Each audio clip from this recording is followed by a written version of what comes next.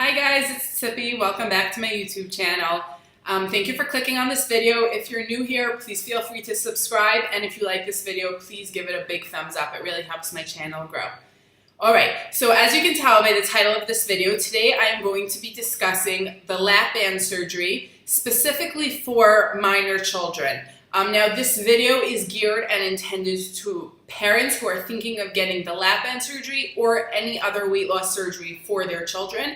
I'm going to be discussing my own personal experience as well as bringing different studies. Any studies that I mentioned will be linked in the description down below. This way you can go and check it out for yourself. So let's jump right into it.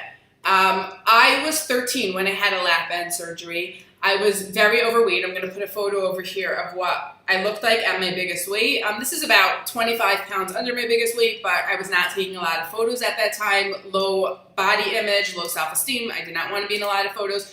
So here's the one that we have from me at that time. And I ended up reaching 300 pounds, which is 5'8". I reached a morbid obesity. And there was an FDA study going on at that time for the lap band surgery, which allowed parents to get lap band surgery for their children for free, provided that they be part of the study. So when you're coming into the doctor's offices anyway, your files go to the FDA. There was no extra things that I really had to do, maybe a couple extra blood tests, but nothing major. Now, it's important to note that at that time, the surgery was not yet approved. And why is it important to note that is because as we go through the things, by now I believe that the surgery has not been approved for minors. However, there is other surgeries available for minors. Now, I got this done in, I want to say 2013. And it was the beginning of when these different weight loss surgeries were coming to be. Now, what the lap band is, and I'm going to put a picture over here of what the lap band looks like. What it is they make 5 stitches in your stomach. They blow you up and they do a laparoscopic surgery to put a band around your stomach, which then has a pouch that reaches towards like the end of your stomach, and they can take a needle and fill it up with saline, and this way they can at different times make the band tighter and looser. So if they fill it up with more saline, you can eat less. You are supposed to feel fuller throughout the process. If they remove the saline, then you are a little bit hungrier and you have less of a blockage to your stomach and you can eat more. Today's days, the surgery that they provide is not as much the lap band. They're offering a sleeve, which is one of the newer surgeries, supposedly works a little bit better. But for the lap band, I was doing the study along with, I want to say like 40, 50 teenagers who were around my age. We all did the study in Columbian Presbyterian Hospital, which is one of the higher ranking hospitals in New York. And our surgeon was Dr. Jeffrey Zeitzman over there. So my mother came to me, I think I was like 12 or 13. Now, my mother had tried to put me onto a bunch of different diets leading up to this. So I had done Weight Watchers, I had gone to nutritionists, different things. We were not a very health conscious sort of family, so there wasn't lots of salads going on over there. My parents had a restaurant that was more like a fast food restaurant, so there was a lot of fried foods, and being a bigger child, I took advantage of that and I ate an enormous amount, which contributed to my weight gain. So one day I get a phone call that I'm approved for the surgery in 10 days. Now, 10 days before surgery, you have to go onto a Slim Fast diet, which means that you drink 3 Slim Fast shakes a day, plus eat either 1 10-calorie ices, like a sugar-free ices, or a bowl of chicken broth. And the reason why they do that is they want your liver to shrink to as small as possible, so that when they're doing the surgery, there's a lot less fatty tissue for them to maneuver around. It's easier for the surgeon, and it takes down the risks of surgery. So I had my surgery and it went well without any hiccups. The recovery was not too bad. I did not take any of the pain medication throughout the recovery. I went home and the first few months was great. Now, immediately, I felt extremely full right away. I remember that the first time that I tried to eat anything semi-solid, which was I tried to eat a split pea soup, which was blended, so it was a little bit of a thicker thing. I ate about a half a cup full and I was full to the top. Now, I kept going through that. I sometimes was able to eat a little bit more, sometimes was able to eat a little bit less, but I was losing weight at a very nice, steady pace. The doctors were happy with me. I was happy with the progress. So all in all, it was going well. Now, a few months in is when the problems began. I would have a blockage and suddenly the food just would sit there and it wouldn't go down. Now, in the beginning, I noticed that if I would eat something in the morning that wasn't good for the band, meaning things like bread the band would not accept it and the band would not push it through, then I would not be able to eat the rest of the day. I would be full the rest of the day. I wouldn't have to eat the rest of the day. So I would do that purposely in the mornings because that would help me lose weight. And I was happy with the weight loss and I was addicted to that feeling of weight loss. So in the beginning, it started off very intentional and very purposeful. I would block up my band and then try to eat, and then I couldn't eat, which would make the food come up. I would purge and I would vomit, and that went on for a few months until there came a point where I wasn't intentionally trying to block the band anymore, but the band was blocked. So the next few months, I believe I was 14 at that time, I spent in and out of hospitals and in and out of doctor visits. I missed a lot of school that year. And every time I would go to the doctor, because it was an FDA study, they did not want to put into the paperwork that a band had slipped or that something had happened to a band. So they would sit and I would do something called a gastric swallow, which means I would swallow some sort of like white liquid. They would put me behind me so that I can take, they can see the liquid going down, like some sort of x-ray thing. And as long as the liquid passed, it didn't matter how long it took the liquid to pass, 5 minutes, 10 minutes, as long as it passed through, they said, water is going down, you're free to go home. And they would give me IV, they would give me liquids, and they would send me home, and I would be back again a few days later.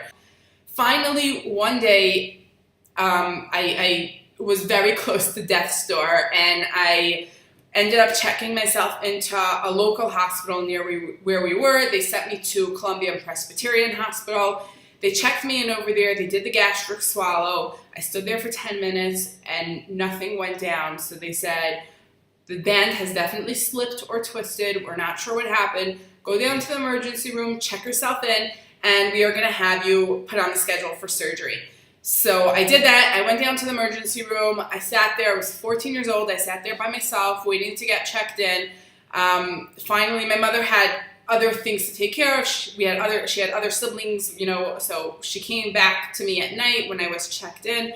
I remember being so hungry and so starving that I called my mom up and I was like, you know, can I just drink liquid even though I know that I'm going to vomit it again, just to get rid of that thirsty feeling in my stomach. She advised me that that wasn't a good idea, so I didn't do it. Finally, the minute they hooked me up to IV, I started feeling better. They took me up, they admitted me to the hospital. I was there, they put lots of tubes, you know, because I had such a blockage down my band, through my band, your stomach and your intestines automatically produce gastric acids and bile and things like that. And because there was nowhere for it to go down, mine was coming up. So to make things a little bit more comfortable for me, they offered me two options. Do I want to either have a bucket near me and just keep vomiting every hour or so? Or would I prefer they stick tubes down my nose through my, through my stomach, and that should have a suction to it and it'll just suction it out every 20 minutes. I chose the tubes. So I was there in the hospital. I was very deficient in all different vitamins and everything like that. I did not have the ability to talk. And because my surgery was not an emergency surgery, they had to put it on the wait list. So it took me about 2 days until I got into the operating room. Throughout those 2 days, due to the pipes and everything, I couldn't talk. I was getting potassium put into me with hot pack, so I had burns from that. It was a very unpleasant, very painful experience. Finally, I had the surgery, and the surgery was told to be a success. The next day, they made sure that I can swallow something, and then they sent me home and on my way. I had the surgery on a Thursday. They sent me home on a Friday. Friday night, I was sitting on the couch, and the first thing I tried to eat, I vomited up, and I vomited blood. So I was like, oh, this is not a great first sign, but let's continue throughout the day. And then towards the evening, I just, at one point, I told my mother, I said, I can't breathe. We need to get back to the hospital right now. So we did. We called an ambulance, and we headed straight back to the hospital, and they checked out. They did, my surgeon met us there, and they did, some different scans and some different tests, and they discovered that I had my esophagus punctured during the surgery. So, which meant that, you know, I was filling up with fluids, which was what was making it hard to breathe. They're like, okay, this is something minor. We're going to admit you to the hospital. I was climbing a very high fever. So they're like, we'll put you in, we'll put you on antibiotics. It's probably an infection. You'll be fine in a few days. As the days progressed, I got worse and worse. They flew in specialists. I was so bad that when they wanted to take x-rays, they couldn't wheel me down to the x-ray room. They would bring up the equipment to my room and do x-rays over there. I had breathing tubes on, and I was in and out of consciousness, so I don't really know how long I was there. I want to say 2 to 3 days, but I could have been a week, it could have been longer, I'm not sure. One day, one of the nurses come in, and my fever was climbing higher and higher, and my signals were not looking good. One day, one of the nurses came in, and she said, you know, this patient might have swine flu. And all of the doctors and specialists looked at each other, and they're like, that is probably what it is. So they tested me for swine flu. Turns out I did. They wheeled me right into isolation room. They put my mother in there as well because she was with me. They put us both on medication for swine flu. They figured that she had been so exposed that if she hadn't gotten it, she was going to get it. And the doctors for the next 2 or 3 days, and the nurses, whenever they would come in all, you know, they had a mask on, they had their entire body covered, no skin exposed. It was quite a scary experience as a little kid. I also was not getting out of bed at all. So I had been a week completely in bed. I had just IVs, fading in and out of consciousness. I remember making sure to be up 1 hour a day to watch, well, once a week to watch like a TV show. But besides for that, the time passed by and I don't know what happened. Eventually I started recovering. I started regaining my strength, and I took my first shower in like 2 weeks with like a lot of dry shampoo, a lot of help standing, and finally I got better. They sent me home and I went back to school. After that, the lap band was not great for me, but it also didn't cause me too many problems. I was going into the hospital about I would say once every 6 months or so because it would cause me problems, but most of the time it was fine. It wasn't helping me lose weight, but it also wasn't stopping me from losing weight. And I did gain back a lot of the weight. I had went down from 300 pounds to about 125 was my lowest. Now I'm 5'8". That's very low for me. And then I went back up to about 260. Again, no healthy eating habits. Weight just went up, up, up. So when I was about 20 years old, the band actually slipped again, and I chose to get it removed completely. Now, when I was getting it removed, I had the choice to either have it revised or to have it removed. I opted to have it completely just taken out. I said, I want to try this on my own. I had never tried weight loss on my own.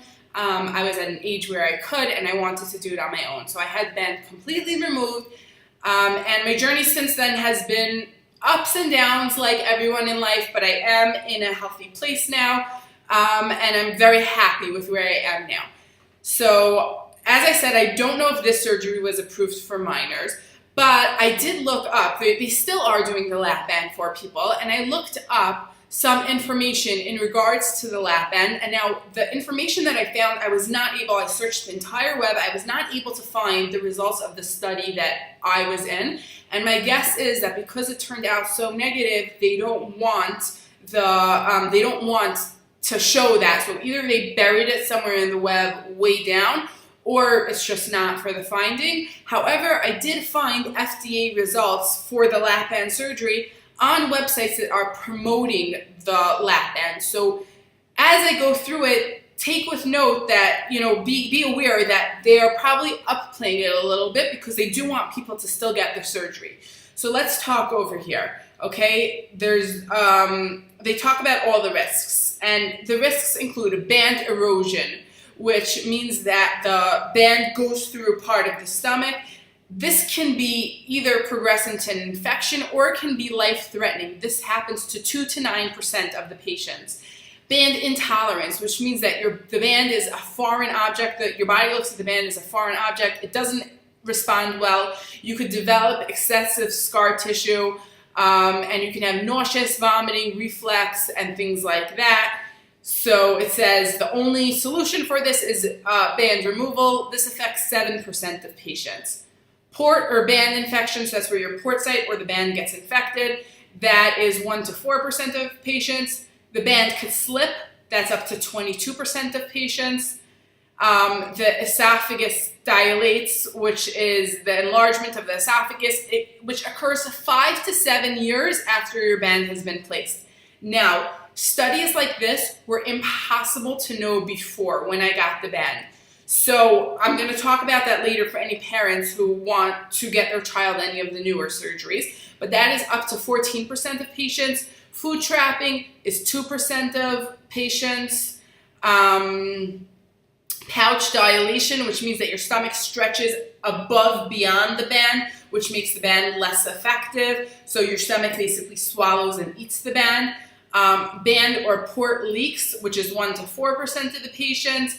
Port problems is up to 20% of the patients. And it says on the bottom, and unfortunately, these are not the only effects of lap band surgery. So if you add up all of these numbers, we're at about 60% of patients which are affected with things from as small as vomiting and nausea and needing to get the band replaced or removed, up to things that are life-threatening. And this is not the only side effects. That's what it says on the bottom of it. And I'm sure they're downplaying it a lot. So when I got my band removed, they told me that about 85% of people had gotten their band removed at that point. And from the 15% that had not gotten it removed, about 80 to 90% of the people who had it in, their bands were ineffective. So long-term solution, this was not a long-term solution at all. Now, what I was saying before about the 5 to 7 years that these can occur, 5 to 7 years after your band has been placed, this was not something that anyone could have known. This was not something that any amount of research could have shown. And any other surgery that has been since then, nobody knows the effects 10 years down the line. So for anyone who personally wants to get lap band, adults who can make your own decision, it's not my way of going, and I wouldn't recommend it. But again, everyone can make their own decision. For any parents who have children who they are thinking of getting them a surgery, whether it be the lap band surgery or any other weight loss surgery, my opinion is I highly, highly advise against it. To get a weight loss surgery, you have to be extremely committed to your weight loss journey. And I think that involves a lot more commitment than a 13-year-old can or than a 15-year-old can give you. If a 15-year-old can give you that sort of commitment, then have them go on a diet with you, switch up things. Give them an opportunity before you mess with their body and you mess with their system before they're fully grown. So we don't know what effects it could have on people who want to have babies in the future. We don't know any of these effects yet because it's too new, all of these surgeries. So my advice to parents is give your child a chance to learn it on their own. And even if that means that for the next 2 to 5 years, they might not be in that place. And you can help them as much as possible. I don't know if there was anything more that my mother could have done. Maybe make more salads or gone on walks with me. But she did try. I'm going to give her that. She definitely did try. But, don't put something into your child's body and don't make them miss that part of their childhood. No child should be in and out of hospitals the way I was. No child should go to sleep at night thinking that they might die because they don't have enough energy. It's not a thing that I recommend anyone to do. And I understand that how, as a parent, you want to help your children as much as possible. And you say, if you have a problem over here and there's something that I can do to fix it, let me help with that. But my personal opinion and my personal advice is don't do that. Help them with diets, help them with exercise, prepare healthy foods for them, take them on walks, make it fun, make it active. I ended up now as an adult falling in love with dance, Zumba, aerobics. Would I have done that as a child if I had been signed up to the gyms? Probably not. Maybe the food would have helped, but what would have happened in the worst case scenario? I was 300 pounds at 13. Maybe I would have gone up a little bit more. At some point, hopefully, turned my life around and started dieting and exercising for myself. when I got to the age when I started to care about it for myself. But you cannot force a child to care. And even if they say they care, and even if they say they want the surgery, I don't think it's the best option. Obviously, every parent should make their own decision, but that is my own personal opinion. If anyone wants to reach out and ask me any questions, you can find me on Facebook. My name is Tzippi Landau, or you can DM me on Instagram. The Future Starts Now. I'll link both of them in the description below. And best of luck to you. Thanks for watching. Oh, also, if you like this video, please hit the thumbs up and subscribe to my channel if you're new here.